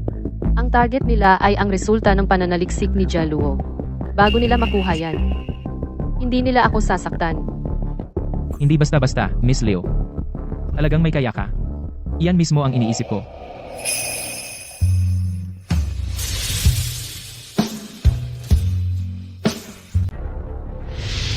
Suriin ang mga tao sa listahan at ang kanilang mga pamilya. Para sa anumang kamakailang paggalaw, 24 na oras na pagbabantay. Medyo mabilis dumating ang trabahong ito, ha? Kahapon lang lumipat ng panig at may misyon na agad ngayon. Ano? May problema ka ba doon? Wala. Huwag mag-alala. Gagawin ko ng maayos. Nabalitaan ko sa kagabi sa charity gala, Mr. Xiao, pinahiya mo pa ang batang amo ng pamilya G at naging magkaibigan na magkaibang henerasyon kasama si Old Man Yu. Hindi ko siya magagawang guluhin. Trabaho na. Si.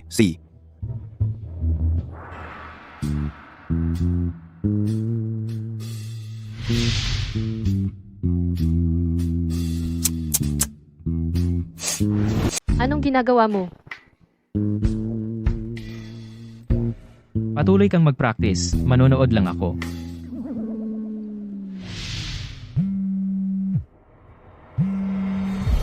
Mr. Xiao, sa listahan na binigay mo sa akin, may isang engineer na si Wang Ping na may problema.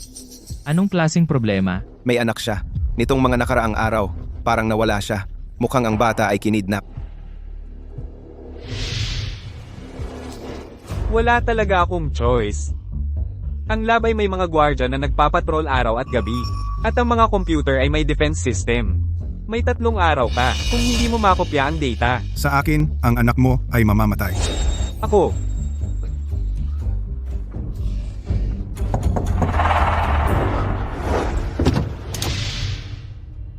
Xiao Tian. Ikaw, paano mo alam kung saan ako nakatira? Unang beses sa bahay mo, hindi mo ba ako aanyayahan? Sige, pasok. Maupo ka.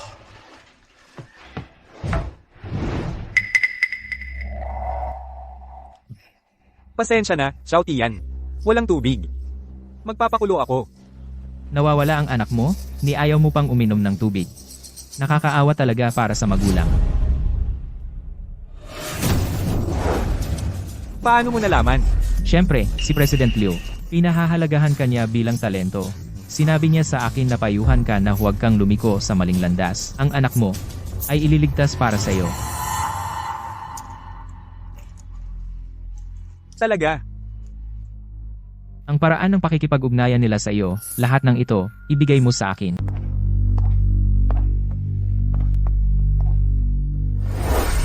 Ganyan ba kumilos ang isang security guard? Sa harap ng CEO, angkop ba ito? Sobra na iyan. Narito si Assistant He. President Liu, hindi ko alam kung para saan mo ako kailangan. Hinahanap kita. Gusto kong itanong kay Assistant He, paano mo nagawang maging isang mamamatay tao at isang assistant? Dalawang magkaibang trabaho at magaling sa pareho. Ako, hindi ko alam kung ano ang sinasabi mo. Madilim na mundo. Galing rin ba siya sa madilim na mundo? Paano iyon posible? Gaano kalakas ang ginamit ko? Gaano kahirap ang anggulo? Gaano kabilis ang bilis? Walang mas nakakaalam kaysa sa akin. Ang kutsilyo. Hindi iyan ang tamang gamit.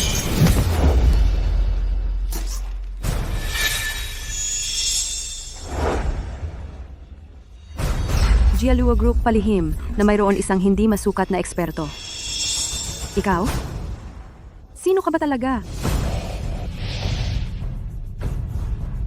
Shura. Panginoong Shura. Talagang naglakas loob akong isipin na patayin si Panginoong Shura.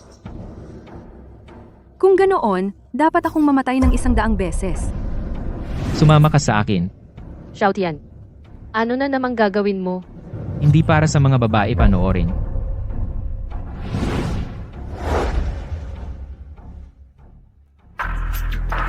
Sino ang nagpadala sa iyo? Kapag hinarap si Panginoong Shura, alam ko, walang silbi ang paglaban. Ngunit, mamamatay ako bago ako magsalita. Mamamatay bago magsalita. Alam mo ba kung ano ito? Templo ni Shura lihim na gamot para sa mga espiya. Walang tatagal ng 1 minuto sa ilalim nito. Hindi. Magsasalita na ako? Magsasalita na ako. Kita mo? Hindi naman mahirap, di ba? Galing kami sa Sunset Society. Sunset Society. Dark World. Isang top 20 na organisasyon. Asistente He. Walang mas nakakaalam kaysa sa akin tungkol sa Dark World. Gamit ang capital market para kontrolin ang konglomerate. Ganito ba ang pagpapatakbo ng Sunset Society? Magsalita ka. Sino ba talaga ang nagkokontrol? Isang misteryosong tao. Pero hindi ko siya kilala. Ang presidente sinabi lang sa amin na pumunta sa Jiangcheng at sundin ang kanyang mga utos. Ngayong pagkakataon, ilang tao ang dinala mo? Ano ang antas ng kanilang lakas? Mahigit 20. 3 S rank, 5 A rank, ang iba ay B rank. Ang Sunset Society mo? Talagang todo-todo, no? Lord Shura, dahil sinabi ko sa iyo ang lahat, maari na ba akong magpakamatay? Si. Salamat, Lord Shura.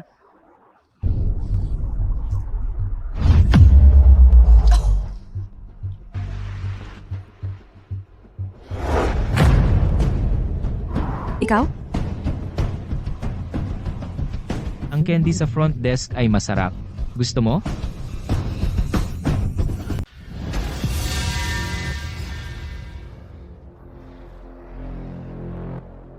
Sige.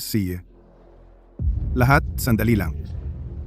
Sa loob ng ilang araw, babalik tayo at makakalanghap ng sariwang hangin.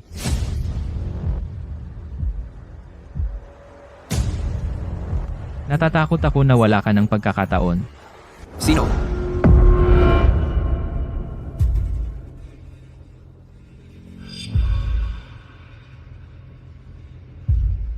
Ginoo. Sino ka? Hindi mo pa ako kilala. Pero kilala kita. Ang Sunset Society.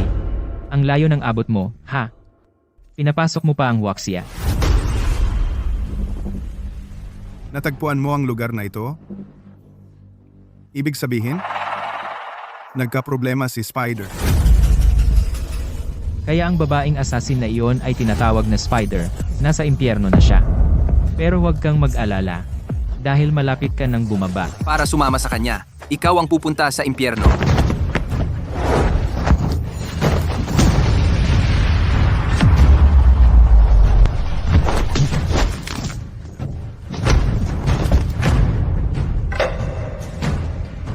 Munting bata. Madali niyang napatumba ang isang B-level na eksperto. Kaya pala naglakas loob siyang pumunta mag-isa. Kayong ilan? Makipaglaro kayo sa kanya. Isang A-level, 2 B-level, at isang maayos na pangkat panlaban. Wala siyang pag-asa.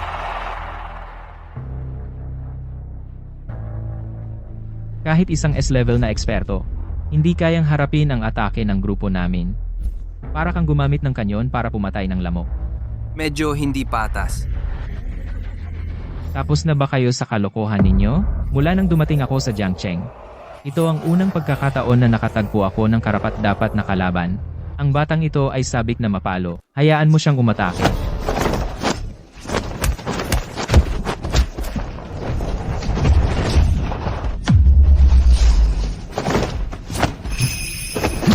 Ang mga suntok mo, malakas, pero kulang sa bilis.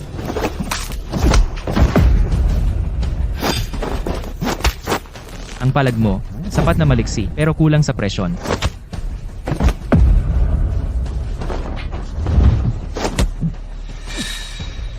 Yan ba ay kuko ng agila? Parang maya lang.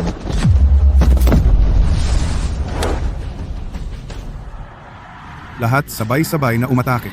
Patayin siya.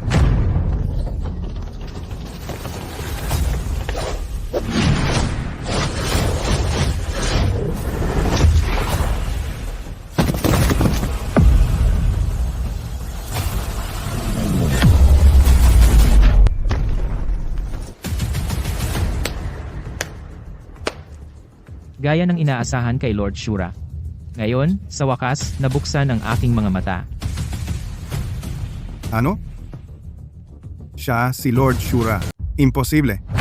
Si Panginoong Shura ay isang alamat ng buong madilim na mundo. Paano siya napunta rito? Sugo. Mukha siyang bata pa.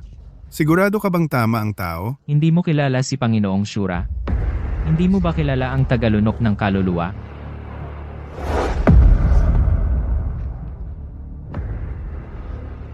Ang mamatay sa kamay ni Panginoong Shura? Ikaw ay hindi mamamatay ng walang kabuluhan. Alam mo ba kung bakit ko ginamit ang tagalunok ng kaluluwa? Tanging mga patay ang nag-iingat ng lihim.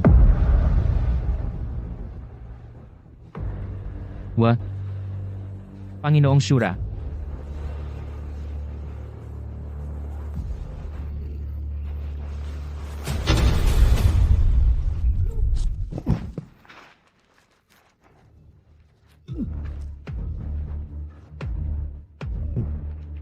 Bakit pa? Ang batang kinidnap mo, nasaan siya? Nasa loob ng silid. Kung huli kami ng isang hakbang, patay na sana siya. Kaya kailangan mong makipagtulungan ng kaunti. Gawin nating mabilis. Ang ama ng bata ay naghihintay sa kanya. Ang banal na kapangyarihan ng Asura Hall Master. Sa wakas ay nagkaroon ako ng karangalan na masaksihan. Ranggo ng SS, kaya naman pala may ganyan kang presensya. Ang pag-asa lamang sa mga kasanayan ng ranggo ng SS hindi makapagpapasunod sa Sunset Association sa lahat ng iyong utos. Sa likod ng taong ito na nakaitim na robe dapat mayroong isang nakakatakot na makapangyarihang organisasyon.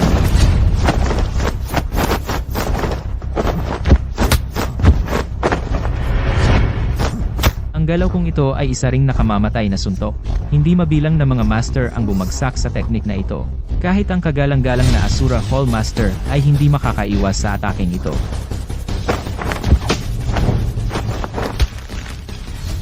Ranggo lang ng SS at naglakas loob kang kumilos ng walang pakundangan sa ating huaksya. Umalis ka. Akala ko ang banal na kapangyarihan ng Asura Hall Master ay isa lamang pagyayabang mula sa Asura Temple, ngunit hindi ko inaasahan na ito ay ganap na totoo. Magsalita. Sino ka ba talaga? Ako. Ako ay miyembro ng Sanctuary.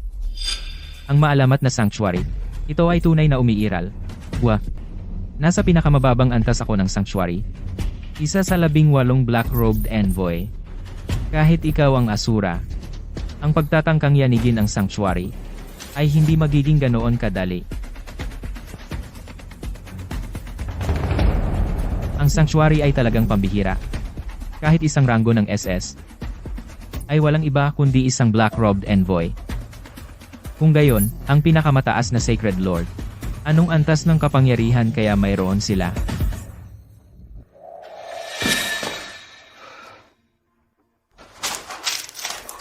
Sumpain na Sunset Association, talagang ikinulong nila ang mga bata sa isang lugar na tulad nito.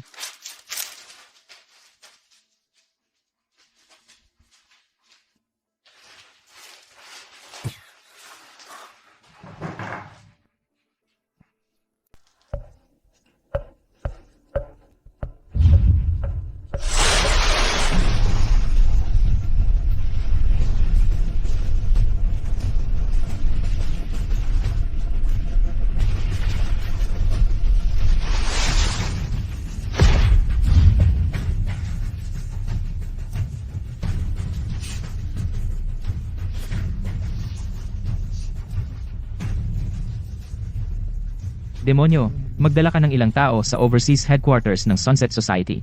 Gusto kong mawala ang organisasyong ito sa mundo ng dilim bukas.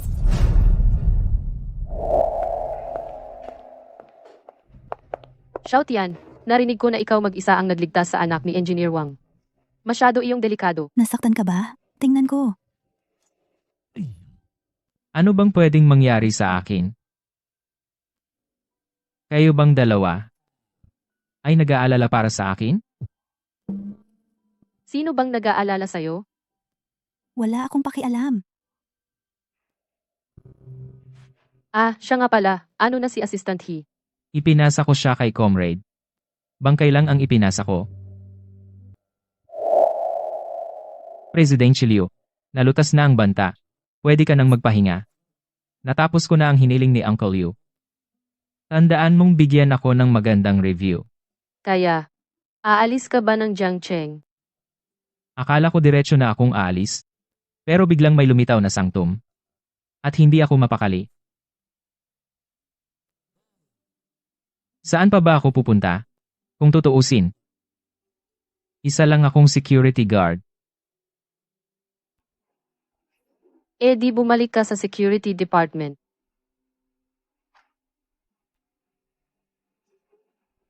Hindi ako aalis. Masaya ka ba ron? Huwag kang magmagaling.